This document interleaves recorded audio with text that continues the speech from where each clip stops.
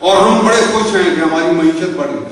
کبھی کوئی معیشت آپ کو خوشحالی نصیب نہیں ہوگی. میں لمبی باتوں میں نہیں جاتا. خوشحالی نصیب نہیں ہوگی جب تک آپ کے پاس امن نہیں آئے گا, اور امن نہیں آئے گا جب تک آپ کو انصاف نہیں ملے گا, اور انصاف یہ ساری چیزیں نہیں ملیں گی جب تک آپ کو آزادی حاصل نہیں ہوگی, اور یہ سب کچھ نہیں ملے گا جب تک آپ کو اسلام نہیں ملے گا. میں نے آپ کو تفصیل سے جانا, اس کے اوپر سوچیں, غور کریں. تب کبھی بدامنی کے ماحول میں بھی خوشحالی ہوا کرتی ہے, اور کبھی ناانصافی کے ماحول میں بھی امن آیا کرتا ہے. پھر ایک طرف آپ ڈرون حملے کرتے ہو, ان کو اکساتے ہو, پھر ان کو ہتھیار دیتے ہو, اسلحہ دیتے ہو, جا چڑھ دوڑو, ان کو پھر تلقین کرتے ہو کہ یہ تم جاؤ کہ یہ مرتد ہیں. اور پتہ ہے دلیل ان کو کیا دی جاتی ہے کہ یہ مرتد ہیں, ان کو مارنا جو ہے وہ بہت فرض ہے تمہارا, جاؤ ان کو مارو مرتد. یہ ان کو دلیل دی جاتی ہے. نوجوان بچے ہیں, لیکن بنیادی وجہ اس کی کیا بنتی ہے کہ دیکھو کافروں کا ساتھ دے رہے ہیں. اللہ کہتا ہے کہ کافروں کے ساتھ دوستی نہ کرو, لیکن یہ دوستی کے حد سے آگے جا کے کافروں کی خدمت گزاری کر رہے ہیں. تمہارے عورتیں جل رہی ہیں, 2500 وہاں سویلین مارے گئے ہیں, اور ان کی روایات بھی ہے کہ وہ بدلہ لیتے ہیں, اور اس بدلے کی بدلہ جو ہے وہ اسلامی نہیں ہے. میں مانتا ہوں کہ جو آپ کو عدالت میں جانا چاہیے, شرعی عدالت, لیکن کہاں ہے شرعی عدالتیں آپ کے پاس؟ تو آپ نے جب آپ نے کہا کہ پاکستان مدینہ ثانی ہے, تو پھر یہاں مدینے کا قانون کیوں نافذ نہیں ہے؟ جبکہ ہمارے آئین کے اندر قرارداد مقاصد اور آرٹیکل 2A کے اندر, یہاں بیٹھے ہیں وکیل ہیں ماشاءاللہ, وہ جانتے ہیں اس بات کو. آرٹیکل 2A میں لکھا ہے کہ بلا شرکت غیر اس ملک کا حکمران اللہ تعالیٰ ہے. اگر اللہ تعالیٰ ہمارا حاکم ہے تو قانون بھی اللہ ہی کا چلے گا, کیونکہ قانون ابھی جیسے سعودی عربیہ ہے, وہاں جب جاتے ہیں تو آپ کو کہیں گے کہ بھئی یہ کیا, اس نے کہا امر الملکی ہے, یعنی بادشاہ کا حکم ہے. اور جہاں مغربی جمہوریت انڈیا میں جائے تو وہ کہیں عوام کی خواہش ہے, اور انہوں نے جو ادارے بنائے ہیں اسمبلی وغیرہ, انہوں نے قانون پاس کیے. لیکن جہاں اللہ کی عملداری ہو تو پھر قانون کس کا ہونا چاہیے؟ اس کا مطلب ہے کہ یہ سارا ڈھونگ ہے.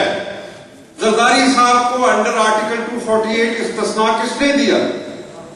کیا اللہ تعالیٰ اجازت دیتا ہے؟ کیا ایک آدمی, عام آدمی اٹھ کے حضرت عمر سے یہ سوال نہیں کر سکتا ہے کہ تمہارا کرتا کہاں گیا ہے؟ جواب تو اس کا, آپ کو استثناء دے دیا گیا. اصل مسئلہ آپ کا جو جڑ ہے آپ کی خرابیوں کی, اور جس دن آپ نے اس کو درست کر لیا اور ان حالات میں سے آپ نکلے تو پھر پاکستان کو کوئی نہیں روک سکتا.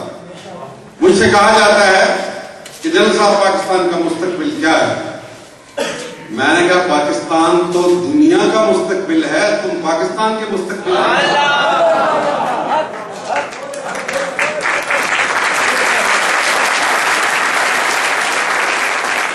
پوری انسانیت منتظر ہے کہ کوئی تو جگہ ہو جو عملی طور پہ کر کے دکھا دے, نمونہ دکھا دے.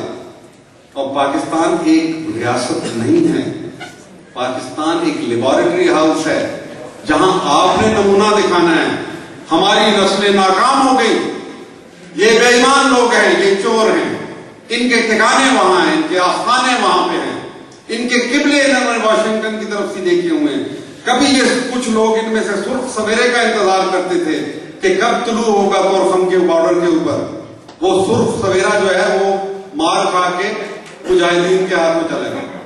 پاکستان کے پاس نظریہ ہے, اللہ کی حاکمیت کا تصور ہے, جس کے لیے پورا نظام سیاست سے لے کے معاشرت تک, معیشت سے لے کے انصاف تک, انصاف سے لے کے تعلیم اور صحت تک, اور دفاعی نظام آپ کے پاس موجود ہے, نیوکلیر ٹیکنالوجی, اور اس سے بھی بڑھ کے جہاد. جہاد جو ہے وہ بڑی چیز, جو بیدار ہوا آپ کے اندر بیدار ہوا, آپ کی دہلیز پہ بیدار ہوا. لیکن مجھے افسوس سے کہنا پڑتا ہے کہ سواد اعظم اس کو پوری طریقے سے یہاں پہ سمجھ نہ پایا, سواد اعظم اس پہ شریک نہ ہو سکا. آج کشمیر میں بھی جہاد جاری ہے, آپ کے پڑوس میں جہاد جاری ہے, اور یہ جہاد وہ چیز ہے جس کے بارے میں علامہ کی زندگی میں صرف ایک چھوٹا سا وہ جو عمر مختار کا جہاد طرابلس میں ہوا تھا ان دنوں، اس کا ذکر آیا تو علامہ اتنے اس کے اوپر ایکسائٹ ہوئے کہ انہوں نے جو وہ نظم لکھی وہ بڑی زبردست ہے کہ ایک تصور دیتے ہیں کہ علامہ اپنی زندگی کے اختتام پہ جاتے ہیں حضور کے سامنے پیش ہونے کے لیے، اور وہاں پہ حضور کو مخاطب کر کے کہتے ہیں کہ حضور دہر میں آسودگی نہیں ملتی، تلاش جس کی ہے وہ زندگی نہیں ملتی، ہزاروں لالا و گل ہیں ریاض ہستی میں،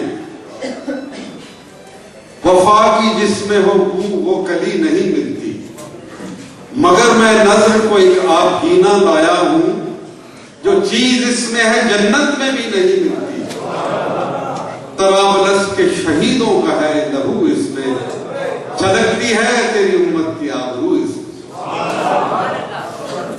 تو آپ کو اللہ تعالیٰ نے اب جہاد دیا، آپ کو نیوکلیئر صلاحیت دی، آپ کے پاس ایک اعلیٰ درجے کی فوج ہے، آپ 18 کروڑ عوام ہیں، اللہ کے نام کے اوپر کھڑے ہونے کے لیے تیار ہیں، آپ خوراک میں خود کفیل ہیں، آپ کا محل وقوع اتنا اعلیٰ ہے کہ آپ کے بغیر تو امریکہ یہاں سے بھاگ بھی نہیں سکتا۔ جس دن آپ نے ان کے راستے دھرنا دے کے بند کر دیے تو ادھر ہی اس کا چت ہو جائے گا۔ سامان تو یہیں سے لے کے جاتے ہیں، لیکن ہماری عزت دیکھتے ہیں بتانے بہنوں کو وہاں لا الہ الا اللہ۔ یہ جو رشتے ہیں یہ ہمارے سارے رشتے ہیش ہے اس رشتے کے ساتھ جو ہمارے اللہ کے ساتھ اور ہمارے نبی کے ساتھ ہمارا رشتہ، ان کے سامنے ان کی کوئی حیثیت نہیں۔ اگر آپ رشتوں کی بات کرتے ہیں تو نبی صلی اللہ علیہ وسلم کے ساتھ جو ابو جہل کا رشتہ تھا اس سے زیادہ بھی کوئی رشتہ قبول ہو سکتا ہے کبھی بھی؟ ایک زبان، ایک لباس، ایک خاندان، ایک فیملی، لیکن کس نے ڈال دیا تعلق؟ اسلام نے دونوں کے راستے الگ ہے۔ تمہارا راستہ تمہارے لیے، میرا راستہ میرے لیے۔ تو چنانچہ آپ اس راستے پہ کھڑے ہیں، نوجوان یہ کام کر سکتے ہیں، لیکن آپ کو بڑھنا ہوگا، مسٹر اور ملا کا فرق مٹانا ہوگا۔ یہ ہم نے قائم کیے، یہ انگریز نے قائم کیے مسٹر ملا کا فرق، چھوڑے ان کو۔ اس محفل کے اندر جب میں آئندہ آپ کی ہو تو میں دیکھوں کہ نوجوان جو ہیں وہ فروبلز کے بھی موجود ہیں، وہ بیکن ہاؤس کے بھی موجود ہیں، اس کے اندر آپ ان کو پیغام دو۔ تمہارے پاس کیا ہے آگے؟ لاؤ تمہارے پاس، اگر تمہارے پاس کوئی علاج ہے اس کا کہ وہی دے نہ بیماری، وہی بے محکمی دل کی، علاج اس کا وہی آب نشاط انگیز ایسا، بتائیں ان کو کہ اس کا علاج تم بتاؤ۔ نہیں بتا سکتے ہو تو پھر ہم بتاتے ہیں، آؤ پھر اس کے ساتھ مل جائیں۔ تو آپ اپنے آپ کو وسعت دیں، آپس میں محفلیں کرنے سے کام نہیں بنے گا۔ آپ اپنی ورکشاپ تشکیل دیں، لوگوں کو پہلے بتائیں کہ کیا پیغام دینا ہے، وہ مختصر ہونا چاہیے، وہ چھوٹا ہونا چاہیے، اور ان کو بتائیں کہ یہ تمہارے مفاد میں بھی ہے۔ تم جاؤ گے، تمہیں یہ نظام لو گے، عزت ملے گی، وقار ملے گی۔ اور ہم نے ایک تحریک برپا کرنی ہے اپنے آئین کے اندر رہتے ہوئے۔ تم آئین سے منحرف ہو، حکمرانوں تم آئین سے منحرف ہو، تمہارا نظام آئین سے منحرف ہے۔ ہمارا آئین کہتا ہے چھوڑ دیں اس کو، اللہ کی حاکمیت کو، لیکن تم نے قبول کر رکھا ہے نا متفقہ طور پہ، تم اس آئین کے تحت الیکشن لڑتے ہو، اس میں حکومت کرتے ہو، نظام چلاتے ہو۔ اور آخری بات جو میں کہنا چاہتا ہوں، یہ مقروض ہے نا، ہم کیا ہم سے پوچھ کے قرضے لیے گئے؟ کیا ہم پہ خرچ ہوئے؟ کیا ہم ادا کر سکتے ہیں؟ تو پھر کون سے قرضے ہیں یہ ہم نہیں دیتے؟ جاؤ جہنم میں۔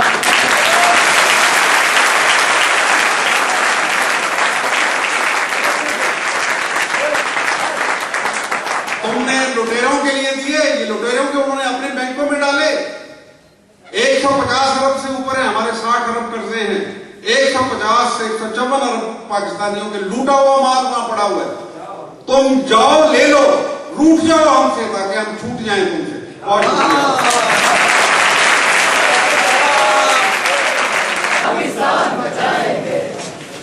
اٹھو میری دنیا کے غریبوں کو جگا دو، کاہے نمرا کے در و دیوار ہلا دو۔